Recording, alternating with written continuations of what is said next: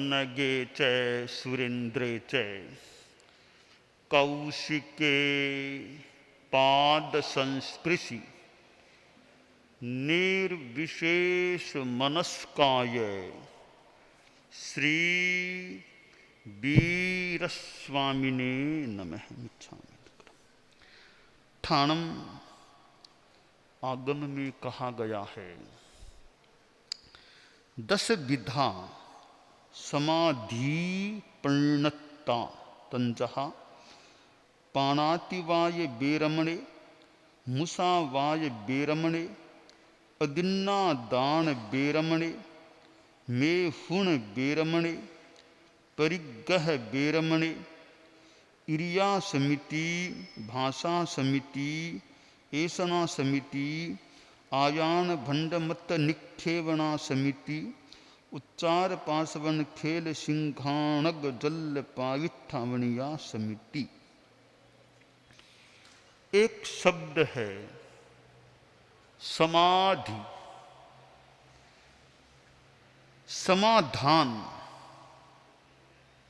शांति। समाधान कैसे मिले?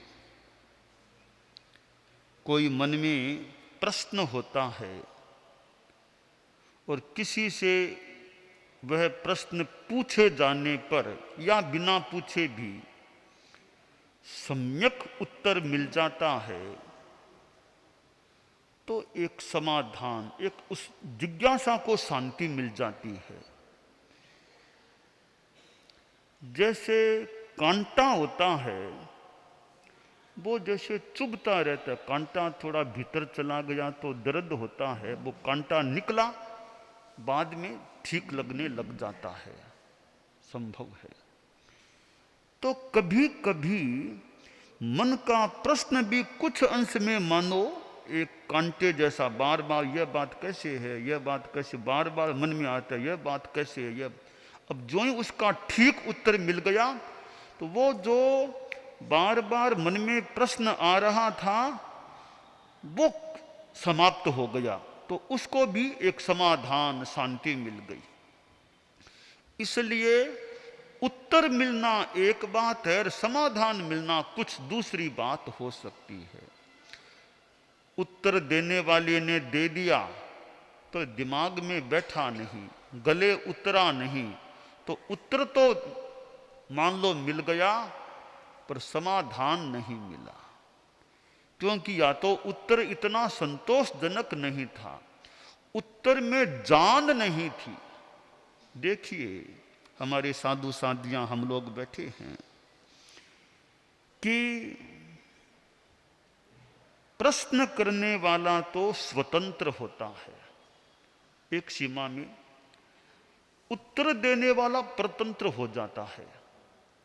प्रश्नकर्ता के मन में तो जो आया पूछ लिया, अब उत्तर देने वाला तो बंद गया, उसको तो उसी प्रश्न का उत्तर देना होता है सामान्यतया, तो उत्तरदाता तो परतंत्र हो जाता है और प्रश्नकर्ता स्वतंत्र सा एक सीमा में रहता है। अब जो उत्तरदान की बात है वो एक महत्वपूर्ण चीज है कि उत्तर देने वाला व्यक्ति यह ध्यान दे कि मैं कितना सटीक, जैसे कोई बाण चलाता है, हालांकि हिंसा की बात की अनुमोदना नहीं, समझाने के लिए है, कोई बाण चलाने वाला निशाना बनाया, मान लो कोई अभ्यासी था, कोई प्राणी नहीं है सामने, कि दीवाल का वह जो छोटा सा एक चिन्ह किया हुआ स्थान है, वहां बाण फेंकना है, और वह नवसिखवा अभ्यासी बाण फेंकता है, ठीक उस बिंदु पर जाकर के बाण लगता है जो चिन्ह दीवाल पर किया गया था, यानी ठीक जगह बाण पहुंच गया। इसी तरह उत्तरदाता की सफलता इस बात में है कि वह प्रश्न पर ठीक प्रहार कर सके, ठीक समाधान दे सके, यह उत्तरदाता की सफलता है। वो ठीक उत्तर न दे सके, थोड़ा सा दिया, थोड़ा और कुछ बात को बता दिया, यत्किंचित उत्तर तो हुआ, पूरा ठीक पूरा उत्तर नहीं हुआ, तो वह उत्तरदाता की पूरी सफलता नहीं होती है। प्रश्न का ठीक उत्तर एकदम वो समाहित हो जाए, ऐसा उत्तर होता है तो उत्तरदाता की सफलता होती है। इसलिए उत्तर देने वाले के पास उस विषय का पर्याप्त ज्ञान होता है तो वह उत्तर ठीक देने में कामयाब हो सकता है। उस विषय का वो ठीक वेत्ता नहीं है तो वह ठीक उत्तर न भी दे सके, कदाचित दे दे, न भी दे सके। इसलिए प्रश्नकर्ता को तो यह ध्यान देना चाहिए कि मैं कौन सा प्रश्न किसको पूछूं, कौन व्यक्ति इस प्रश्न का सही उत्तर दे सकता है। अब जैसे मान लीजिए एक डॉक्टर है, डिग्री प्राप्त डॉक्टर है,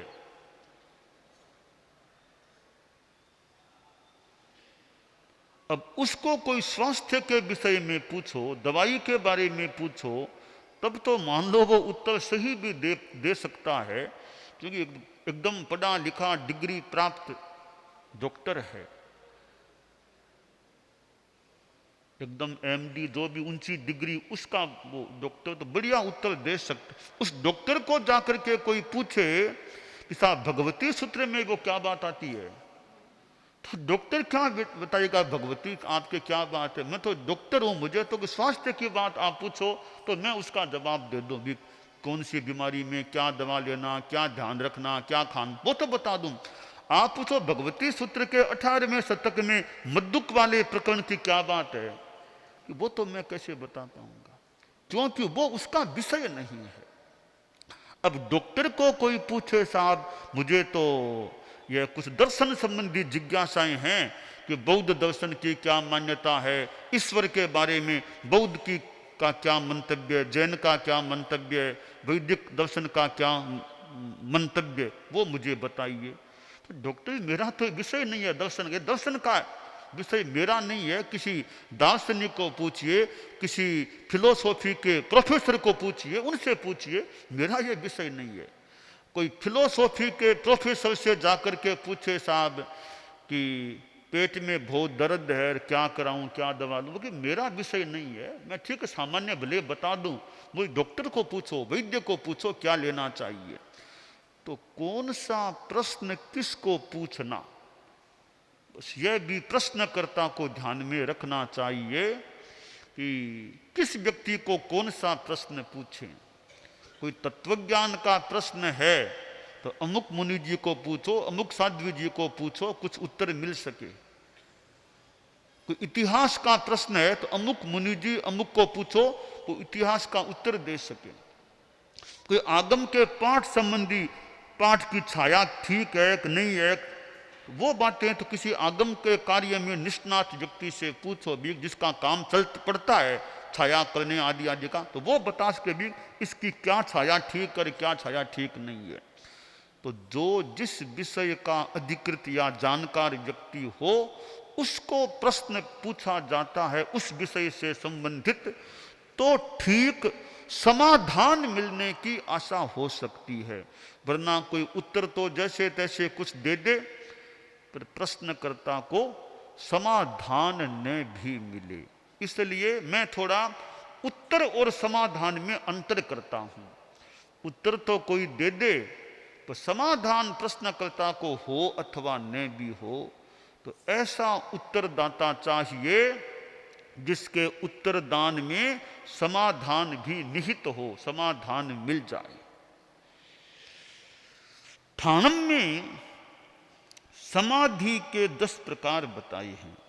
समाधान, आत्मा को समाधान मिल सके, कर्मों की समस्या को समाधान मिल सके, दुखों को समाधान मिल सके, वे समाधि कैसे मिले, समाधि किस रूप में, 10 प्रकार बताए हैं।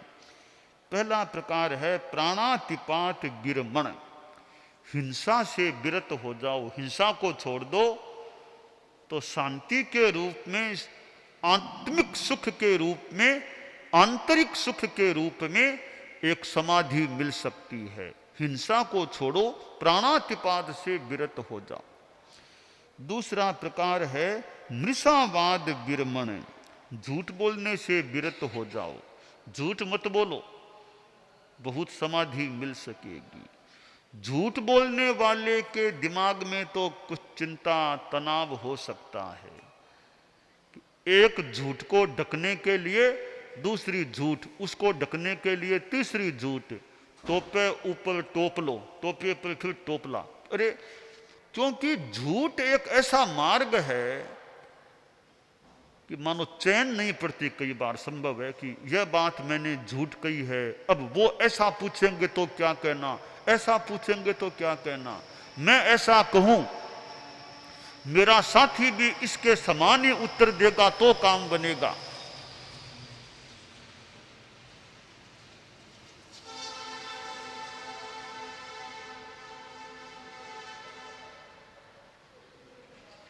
कोर्ट में, न्यायालय में, कोई आप लोग गृहस्थ लोग जाते होंगे न्यायालय में, तो ज्यादा आप लोग ही।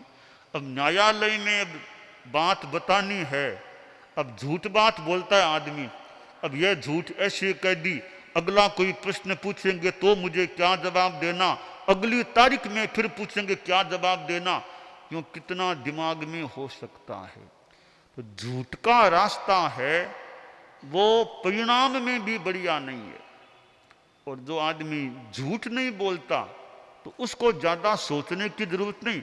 जो मैंने कल कही वही बात फिर परसों कहना है, वही आगे कहना है, तो सोचना क्या है। मतलब उसी बात पर टिका हुआ हूं, न तोड़ मरोड़ करना है, न छिपाना है, न अन्यथा बोलना है। तो मृषावाद से असमाधि, मृषावाद से विरमण हो जाए, समाधि शांति रह सकती है। अदत्तादान विरमण, चोरी करने से असमाधि और चोरी से विरमण करने से समाधि मिल सकती है। कोई चोरी कर लेता है, फिर सोचता है रे यह चीज मैंने चुरा ली, अब कहाँ रखूं, कोई देख न ले, कोई खोज न ले, किसी को मिल न जाए, कैसे छिपाऊं, कहाँ छिपाऊं। अब अदत्ता दान करने वाले में कहीं पकड़ा न जाऊं, पकड़ में न, उसके मन में असमाधि एक प्रकार की हो सकती है। चोरी चोरी कुछ नहीं करता, ईमानदारी है, तो वह उस असमाधि से बच सकता है, समाधि में रह सकता है। इसी तरह मैथुन विरमण से भी समाधि, परिग्रह विरमण से भी समाधि। अब परिग्रह में कई बार असमाधि हो सकती है। इतनी संपत्ति है, कोई लूट लेगा तो, रेड पड़ जाएगी तो क्या जवाब देंगे, क्या करेंगे, तो असमाधि हो सकती है। परिग्रह से है, परिग्रह के साथ भी झूठ और जुड़े हुए हैं। 2 नंबर 1 नंबर खातार, कैसे क्या दिखाना, कौन सा फाड़ना, कौन सा करना, कई बातें दिमाग में हो सकती है। क्यों कि परिग्रह है, साथ में बेईमानी जुड़ी हुई है। तो परिग्रह से भी असमाधि हो सकती है। एक वो आदमी कमाई करके आया था, प्रदेश गया, दूर देश, काफी संपत्ति कमा करके लाया था, तो बाई ट्रेन आ रहा था, तो एक ट्रेन वो अगले स्टेशन पहुंचेगी, अगली ट्रेन का समय 14 घंटा बाद का था, कोई लेट थी तो 14 घंटा बाद वो अगली ट्रेन से कनेक्शन होने वाला था। तो रात को करीब 14 घंटा वहां रात्रि का समय था, कहीं ठहरना था। तो वो धनाढ्य आदमी जो कमाई करके आया था, सोचा भी इतना यह धन है, रात को मैं अकेला आदमी, कोई चोर लेगा, ले लेगा, छीन लेगा, तो क्या करूं, या मैं कहाँ सोऊंगा, स्टेशन पर खतरा है। अब वो परिग्रह के कारण से असमाधि हो रही है, इतना परिग्रह को ले जाएगा तो क्या करूं, अकेला आदमी हूं मैं, तो कोई लूटने वाले आ गए तो मैं सो जाऊंगा, फिर कोई सामान लेकर चला जाएगा, तो या तो स्टेशन पर ही विश्राम करना है रात को, क्या करूं। वो ट्रेन में आ रहा था तब ये दिमाग में कल्पनाएं आ रही थी, क्या करूं, स्टेशन पर रहना पड़ेगा, तो तब सोचा रे सुरक्षा तो करें इस परिग्रह की। तो वो ट्रेन में टिकट की चेकिंग की गई कि टिकट है कि नहीं पास में। तो वो चेकिंग करने वाले ने कहा भी टिकट दिखाओ। उसके पास टिकट थी, धनाढ्य व्यक्ति के पास टिकट थी। उसने कहा साहब टिकट तो नहीं है साहब, बिना टिकट की यात्रा कैसे की? साहब जो भी हुआ टिकट तो नहीं है साहब, जो भी गलती हुई देखो साहब, देखो साहब क्या कार्रवाई की जाएगी, बिना टिकट यात्रा करना अपराध है, आपने अपराध किया है। तो साहब जो भी हुआ, जो भी क्या हुआ आगे चलते हैं। आगे सारी रिपोर्ट भेजी, बिना टिकट की यात्रा, इतनी लंबी यात्रा की है। तो निर्देश मिला इसको पूछताछ तो कल करेंगे, आज इसको जेल में बिठाओ। पूछताछ कल सुबह करेंगे, आज रात में जेल में रखो, इसको संरक्षण में रखो ताकि वो बाद में बात हो सकेगी, कहीं चला न जाए ये। तो संरक्षण पुलिस का था, जेल में बिठा दिया कि अभी रहो, अभी कोई कार्रवाई नहीं, कल सवेरे पूछताछ होगी। रात को सो गया आराम से वे। तो अब सुबह उठा, 9 बजे का समय था, अब इसकी पूछताछ की जाएगी। तो पूछताछ का अधिकारी आया, बोलो सा क्या बात है? तो कहा भी ये इसने बिना टिकट के यात्रा की है तो इस पर कार्रवाई होनी चाहिए। तो पूछताछ के भी बोलो आपने उल्लंघन कैसे किया, बिना टिकट के यात्रा कैसे की आपने? कहा किसने की यात्रा बिना टिकट के? मेरे पास टिकट है, देख लीजिए। जेब से टिकट निकाला, देख लीजिए टिकट मेरे पास है। तो भी हमारे पास तो आया था कि बिना टिकट। नहीं नहीं बिल्कुल गलत बात है, टिकट आपके सामने मेरे पास हाथ में है ना। तो कहा भाई यह शिकायत क्यों आई हमारे पास कि बिना टिकट की यात्रा की है? तो वो यात्री बोला साहब कहने वालों ने कोई गलत नहीं कहा, आपको ठीक कहा है। उन्होंने पूछा था तब मैंने कहा मेरे पास टिकट नहीं है, तो आपको रिपोर्ट भेज दी है। तो फिर ऐसा तुमने क्यों बोला? तुम्हारे पास टिकट थी तो तुम्हें टिकट नहीं है ऐसा क्यों कहा था? कहा साहब एक मेरी समस्या थी, मैं बहुत दूर देश से धन कमा करके आया था, सोचा मैं रात को 14 घंटा ठहरना पड़ेगा, स्टेशन पर ठहरूंगा, कोई सामान लूट लेगा तो सुरक्षित स्थान पर मुझे ठहरना चाहिए। तो मैंने सोचा जेल से ज्यादा सेफ स्थान कौन सा होगा, जैसे तैसे जेल में चला जाऊं वहां सुरक्षा हो जाएगी मेरी। इसलिए साहब मैंने झूठ बोला, मुझे जेल में डाल दिया गया, रात को आराम से रह गया, मेरे सामान की सुरक्षा हो गई। अब आप कृपा करें मुझे छुट्टी दें, मैं आगे जा रहा हूं। तो परिग्रह होता है तो दिमाग में कई बार असमाधि हो सकती है, तो परिग्रह से मुक्ति है। अब साधु लोग हैं उनको ज्यादा क्या असमाधि, कोई चोर भी आ जाए तो मान लो ज्यादा तो क्या मिलेगा, जिनके पास पैसा नहीं हो, ज्यादा कोई सामान भी न हो तो वो लोट ले जाओ, पात्रियां ले जाओ या कि पुट्ठा कुछ ले जाओ, वो ज्यादा तो क्या मिलेगा। तो साधु को इतनी ज्यादा चिंता नहीं, कोई खास बात नहीं है। तो परिग्रह के विरमण से समाधि मिल जाती है। और समितियां हैं, इरिया समिति आदि साधु के जो नियम हैं उनका पालन ठीक होता है। 5 समितियों के नाम भी आ गए हैं। जैसे साधु है, महाव्रतों का सम्यक पालन, 5 समितियों की अच्छी आराधना है तो समाधि रह सकती है, चित्त में शांति, चित्त समाधि। पालन ठीक न हो तो असमाधि भी पैदा हो सकती है। तो ये समाधि और असमाधि काफी तो हमारे हाथ में ही है, दूसरे के हाथ में तो निमित्त रूप में भले हो जाए। ज्यादा समाधि, खुद की समाधि खुद के हाथ में है। हमारे साधु साधियों को हम पूछते हैं चित्त समाधि कैसी है, तो ठीक है भी साथ वालों से सहयोग इस रूप में नहीं मिला, संबंध अच्छे नहीं रहे, इसलिए चित्त में असमाधि हो गई। यह सामान्य बात है, ठीक है सामान्य बात है, ठीक तो हो सकती है। बहुत ऊंची बात क्या है कि भाई ठीक है साथ वाले का व्यवहार जैसा भी रहा, मेरी समाधि ठीक है, मेरे कोई फर्क नहीं है, जो भी उसने किया मैं ग्रहण ही क्यों करूं। शास्त्र का वाक्य है, सूक्त है, का अरई के आनंदे इत्थम्पि अग्गहे चरे, या इत्थम्पि अग्गहे चरे, एक मानो आलंबन सूत्र है, छोटा सा है, हमारे साधु साधियां चाहें तो दिमाग में ले सकते हैं। इत्थम पि अग्गहे चरे, इत्थम पि अग्गहे चरे, इत्थम पि अग्गहे चरे, अत्रापि अग्रहश्चरेत, यानी हर किसी बात को ग्रहण मत करो, ग्रहण मत करो। उसने व्यवहार कैसे भी किया, देखिए उसने कुछ कड़ा बोल दिया, कोई साधु ने कड़ा बोल दिया, अब मान लो मैं उस पर विशेष ध्यान भी नहीं दूंगा तो मेरे क्या फर्क पड़ेगा।